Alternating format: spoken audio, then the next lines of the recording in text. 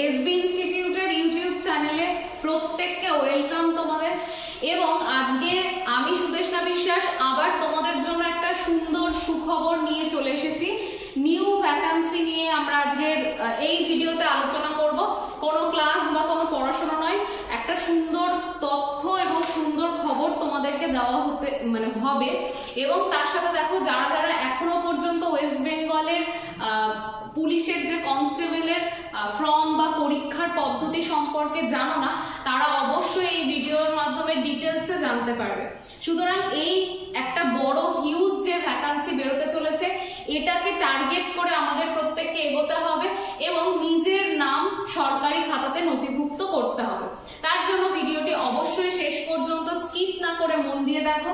যারা প্রথমবার এসবি ইনস্টিটিউটের ভিডিও দেখছো, অবশ্যই চ্যানেলটিকে সাবস্ক্রাইব করো এবং পাশে থাকা বেল আইকন প্রেস করো, কারণ প্রতিদিন এসবি ইনস্টিটিউটের পক্ষ থেকে নতুন নতুন ক্লাস বা নতুন তথ্য তোমাদের সামনে উপস্থাপন করা হয়। দেখো, আজকে আমরা যে বিষয়ে আলোচনা করছি সেটা আলোচনার শুরুতেই একদম বললাম যে আজকে আমরা যে ভ্যাকান্সি নিয়ে আলোচনা করব সেটা দেখো, name of the post constable in West Bengal police. তাহলে ওয়েস্ট বেঙ্গল পুলিশের বা ডব্লিউবিপির কনস্টেবল পদের যে নিয়োগের পদ্ধতি, কত ভ্যাকান্সি, এক্সাম প্যাটার্ন কি, সমস্ত বিষয়ে কিন্তু আমরা আজকে আলোচনা করব। তাহলে দেখে নিলাম আমরা constable in West Bengal police, এই পদে আমরা ভ্যাকান্সি সংক্রান্ত আজকে আলোচনা করব। এবার দেখো, সেকেন্ড যে বিষয়টা, প্রথম কথা হচ্ছে ভ্যাকান্সির ক্ষেত্রে একটা জিনিস তোমরা ভালো করে খেয়াল করো, সেটা হচ্ছে মেল এবং ফিমেল উভয়ই কিন্তু ডব্লিউবিপির কনস্টেবল পদে তোমরা ফর্ম ফিল আপ করতে পারবে। তাহলে মেল এবং ফিমেল উভয় ক্যান্ডিডেটই এই পদে কিন্তু তোমরা ফর্ম ফিল আপ করতে পারছো। আর এখানে যদি আমরা দেখে নিই যে ভ্যাকান্সির কথায়, ভ্যাকান্সি কিন্তু আরো বেড়েছে। সেটা হচ্ছে কি দেখতে পাচ্ছি আমরা, সেটা হচ্ছে 8212টা মেল ক্যান্ডিডেট এই জায়গাতে চাকরির জন্য তাদেরকে ডাকা হবে। এবং দেখো, ফিমেলদের মধ্যে 3537 জন ফিমেল কনস্টেবল কিন্তু নেওয়া হবে। তাহলে মেল কনস্টেবলের সংখ্যা 8212 আর ফিমেল কনস্টেবলের সংখ্যা 3537। তাহলে টোটাল যদি আমরা দেখি, এই ডব্লিউবিপির কনস্টেবল পদের যদি ভ্যাকান্সি দেখি, তাহলে 11,749টা পদে নিয়োগ করা হবে। তাহলে বুঝতে পারছো, একটা হিউজ ভ্যাকান্সি, 11,749টি পদে নিয়োগ করা হচ্ছে। 11,749 জনকে নিয়োগ করা হবে এই কনস্টেবলের পদে। আর সেখানেও দেখো, মেল এবং ফিমেল উভয়ের জন্যই বেশ ভালো ভ্যাকান্সি কিন্তু আমাদের সামনে রয়েছে।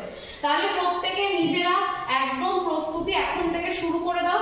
আর বাদ বাকি বিষয় তো অবশ্যই আমরা আলোচনা করব। এবার আমরা দেখবো যে এই নোটিশটায় কি আর কোন কোন জায়গা আমাদের আলোচনা করা প্রয়োজন, সেগুলো আমরা এবার দেখে নেবো এক এক করে। দেখো, এরপরে আমাদের যে জায়গাটা ভীষণ প্রয়োজনীয় সেটা হচ্ছে এলিজিবিলিটি। তাহলে আমরা ভ্যাকান্সির সংখ্যা জেনে নিলাম, এবার আমরা এলিজিবিলিটি নিয়ে আলোচনা করব। সেটা দেখো, অবশ্যই প্রথম যদি আমরা এলিজিবিলিটির ক্রাইটেরিয়া দেখি, তাহলে দেখবো must B a citizen of India. তাহলে তোমাকে অবশ্যই ভারতীয় হতে হবে যদি তুমি ডব্লিউবিপির কনস্টেবল পদের জন্য তুমি ফর্ম ফিল আপ করো। আর তোমাকে কখনই নেওয়া হবে যখন তুমি একজন ভারতীয়। এরপর দেখো, এজের যে ক্রাইটেরিয়া, যেটা নিয়ে সবার মনে নানান রকমের প্রশ্ন, সেটা কি রয়েছে?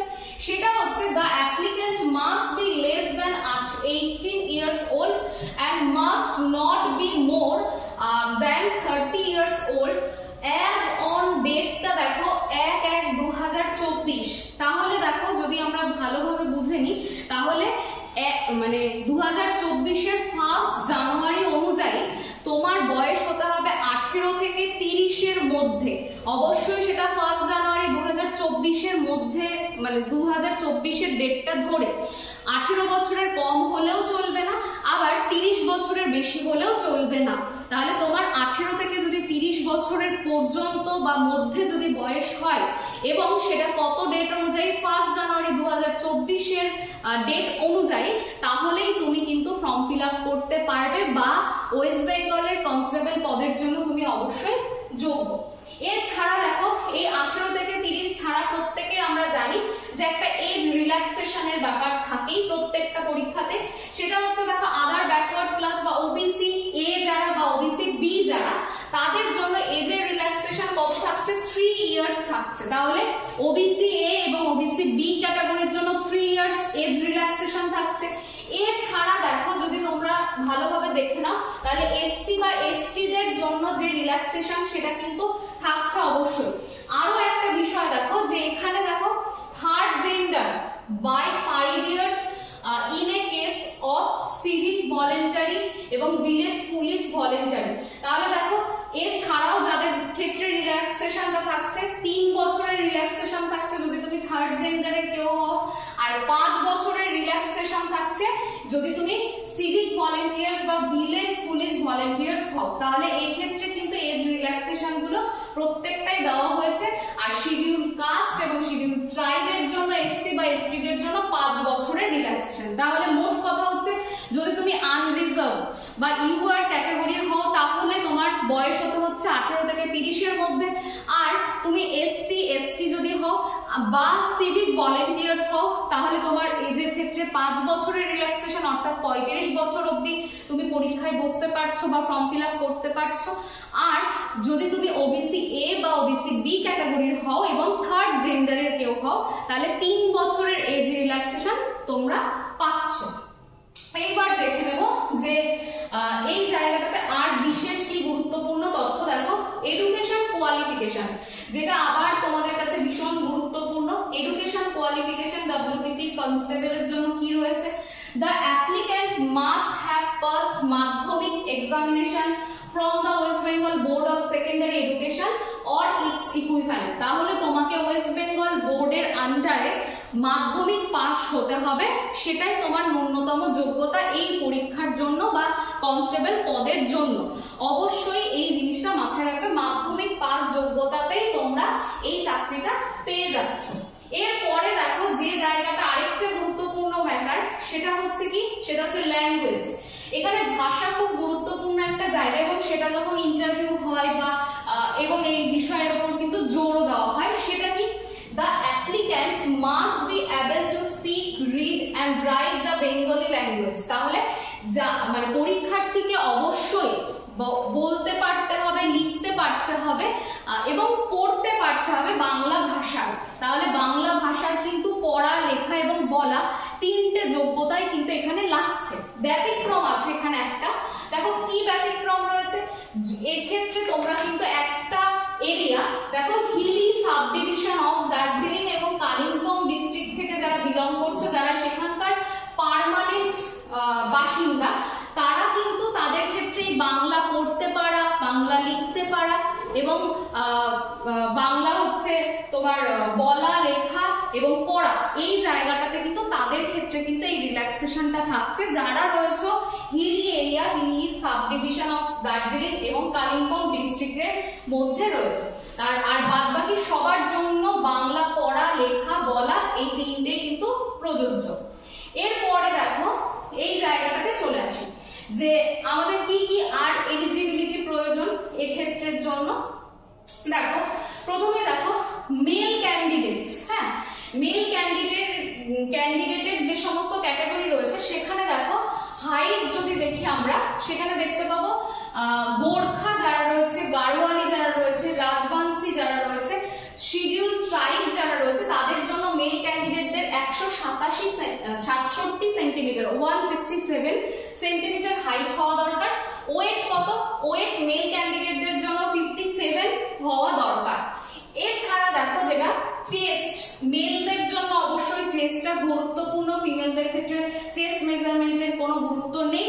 তাহলে মেল ক্যান্ডিডেটদের জন্য চেস্টের মেজারমেন্টের ক্ষেত্রে দেখো উইদাউট এক্সপেনশন 78 সেন্টিমিটার, আর দেখো উইথ এক্সপেনশন 5 সেন্টিমিটার মানে 83 সেন্টিমিটার হতে হবে। মানে 78 হচ্ছে উইদাউট এক্সপেনশন আর 5 সেন্টিমিটার তোমাকে উইথ এক্সপেনশন করতে হবে, অর্থাৎ 78 থেকে সেটা বেড়ে গিয়ে হয়ে যাচ্ছে 83 যদি তুমি উইথ এক্সপেনশনের কথা বলো। এরপর দেখো Gorkha, Garhwali, Rajbanshi and schedule tribe যারা রয়েছে তাদের ক্ষেত্রে দেখো হাইট কত? 160 সেন্টিমিটার হাইট, আর ওজনটা দেখো বা ওয়েটটা দেখো 53 কেজি। এক্ষেত্রে দেখো without expansion 76 centimetre, with expansion কত সেন্টিমিটার এক্সপেন্ড করতে হচ্ছে 5 সেন্টিমিটার, সেই জন্য এখানে 81 সেন্টিমিটার হয়ে যাচ্ছে।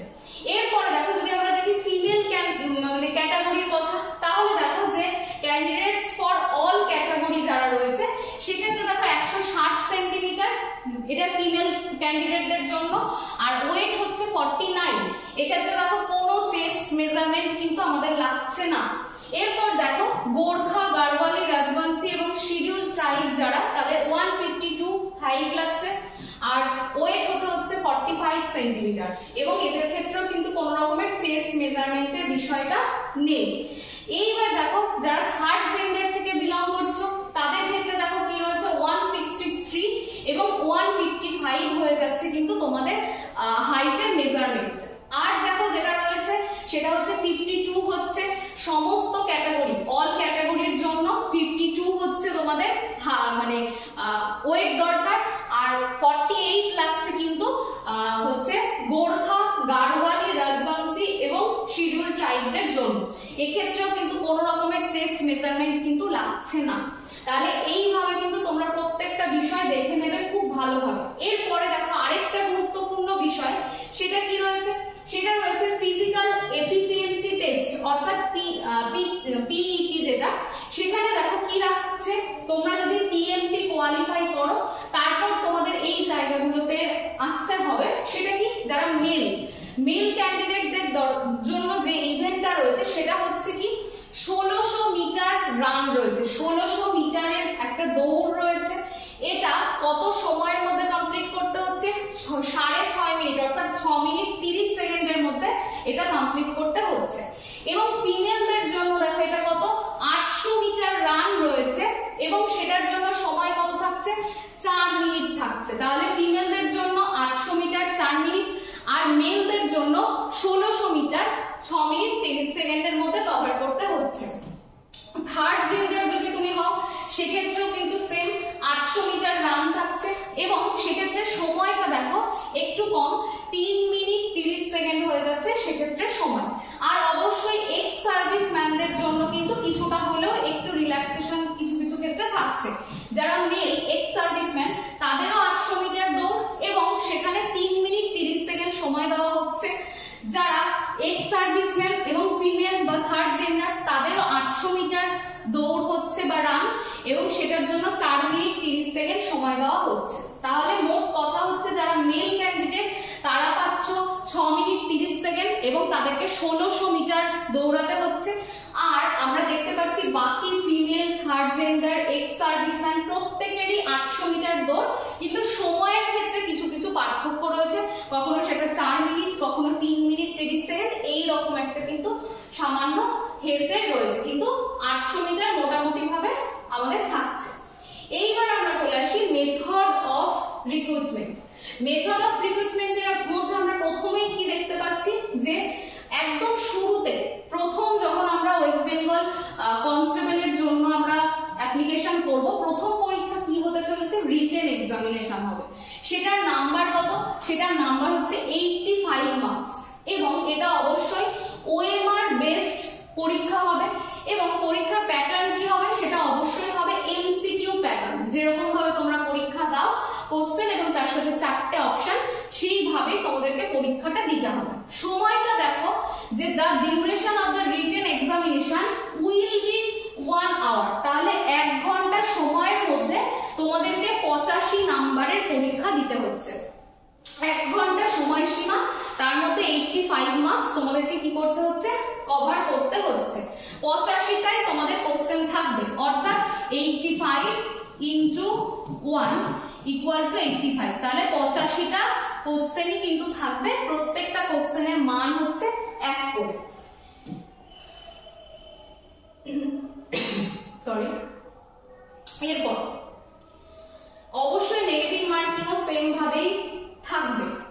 কি রকম, দেখো যদি তুমি একটা কোশ্চেন ভুল করো তাহলে তোমার তার জন্য 1/4 যে নাম্বারটা কাটা যায় সেই সেম ব্যাপারটাই কিন্তু থাকবে, অর্থাৎ 0.25 করে মার্কস কাটা যাবে, অর্থাৎ এক্ষেত্রে আমরা দেখতে পাবো 4টে ভুল করলে 1 নাম্বার কাটা যাওয়ার যে ব্যাপার সেম বিষয়টাই কিন্তু থাকবে।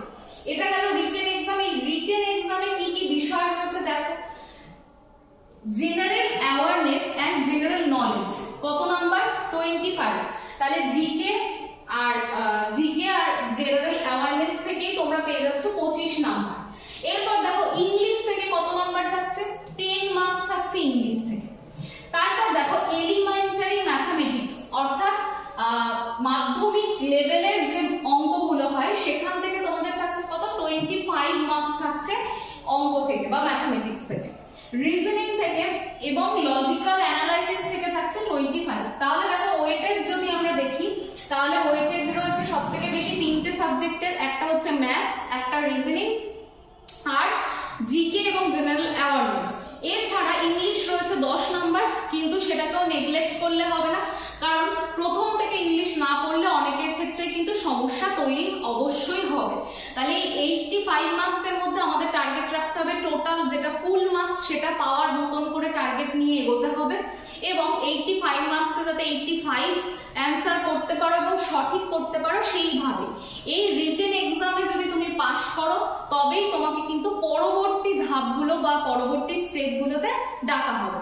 তাহলে এটা বোঝা গেল যে আমাদের এই রিটেন এক্সামটাকে পাস করার জন্য এই বিষয়গুলো পড়তে হচ্ছে এবং টোটাল 85 মার্কসের পরীক্ষা দিতে হচ্ছে। এবং সময়টা ভালো করে ভেবে নাও, 85 মার্কসের জন্য মাত্র 60 মিনিট তোমাদের কাছে সময় থাকছে।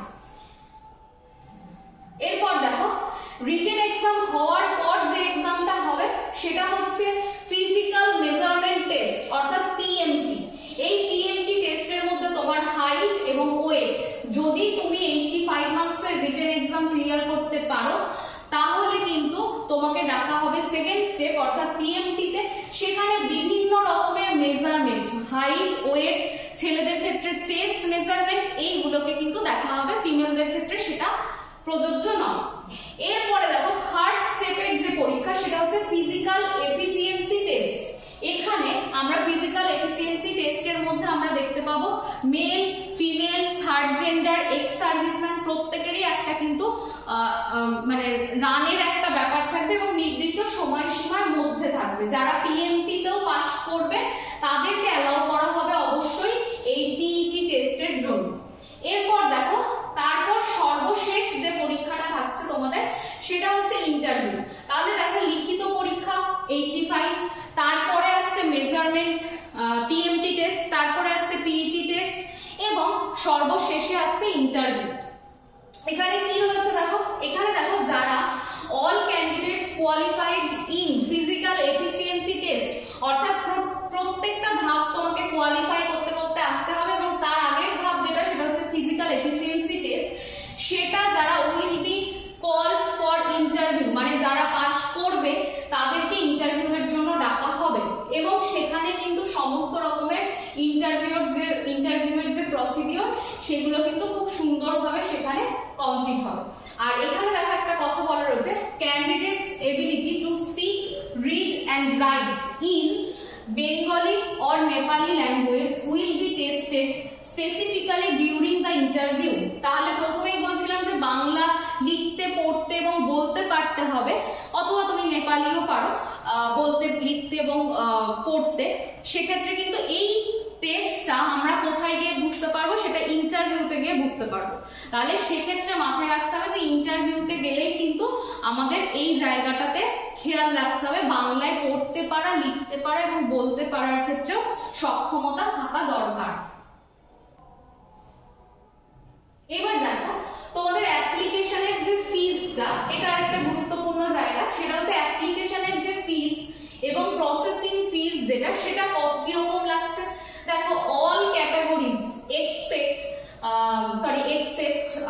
scheduled caste, scheduled tribe of West Bengal only, এদের ক্ষেত্রে দেখো অল ক্যাটাগরিজ এর জন্য লাগছে কত, অ্যাপ্লিকেশন ফি হচ্ছে 150 আর প্রসেসিং এর জন্য লাগছে 20 রুপিস। অর্থাৎ টোটাল যে পেমেন্টটা তোমরা করবে যারা মানে জেনারেল ক্যাটাগরিতে রয়েছে তারা হচ্ছে 170 টাকা তোমরা পেমেন্ট করবে। এরপর দেখো শিডিউল কাস্ট এবং যদি আমরা দেখে নিই শিডিউল ট্রাইব, দুটোর ক্ষেত্রেই কিন্তু সেম অবশ্যই ওয়েস্ট বেঙ্গলের ক্ষেত্রেই শুধু প্রযোজ্য। শিডিউল কাস্ট এবং শিডিউল ট্রাইবের কোনো রকমের অ্যাপ্লিকেশন ফি লাগছে না, নীল।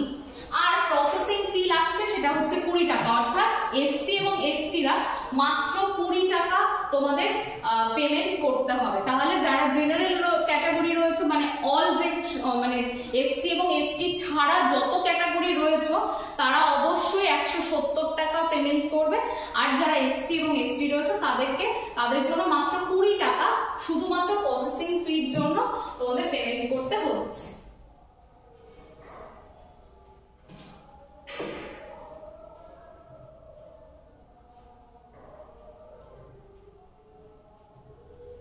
মোটামুটি আমাদের গুরুত্বপূর্ণ বিষয়গুলো বলা রয়েছে। এবার দেখো একটা কথা, অনেকের ফর্ম ফিল আপের ক্ষেত্রে কিছু ভুল ভ্রান্তি হয়। সেক্ষেত্রে দেখো এডিটিং উইন্ডো খোলা হয়, and editing window for 7 days will be given to applicants who want to edit or rectify their personal information already submitted their application form। অর্থাৎ তোমার অ্যাপ্লিকেশন ফর্মের মধ্যে যদি কোনো ভুল থাকে তুমি সেটাকে রেকটিফাই করতে চাও, তার জন্য কিন্তু 7 দিনের জন্য এডিটিং উইন্ডো খোলা হবে। সেটা কত তারিখ থেকে খোলা হবে দেখে নাও, ফ্রম 8/4/2024 থেকে। তাহলে 8/4/2024 থেকে এটা খোলা হবে এবং সেটা কতদিন খোলা থাকবে, 14/4/2024 পর্যন্ত এই এডিটিং উইন্ডোটা অবশ্যই খোলা থাকবে। তোমরা অবশ্যই অনলাইনে অ্যাপ্লিকেশন করতে পারবে। তাহলে দেখো আমাদের মোটামুটি কি কি এলিজিবিলিটি, এক্সাম প্যাটার্ন কি, এগুলো আমরা সমস্ত বিস্তারিত দেখে নিলাম। তাহলে দেখো আজকে থেকে অর্থাৎ 7th মার্চ